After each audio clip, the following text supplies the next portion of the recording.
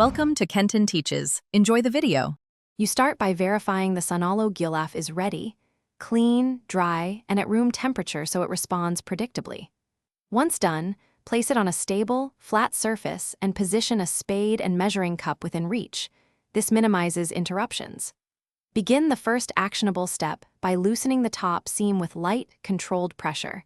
You do this to preserve structure and avoid tearing. Make sure to keep motions deliberate and tactile so you can feel resistance and adjust force immediately. You continue by working the center section in 3 measured passes, applying gradual pressure so you can judge how the material yields.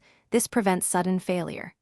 Once done with a pass, rotate the piece 90 degrees to balance tension and keep the shape uniform. Make sure to use small, precise adjustments, around 0.5 to 1 centimeter, when you set depth or fit, because small changes compound quickly. By adjusting slowly, you retain control and anticipate how the Sunaulo Gulaf will settle. You finish by sealing seams with light, even pressure, and then leave the piece undisturbed for 15 to 30 minutes so bonds set reliably. This step preserves your work.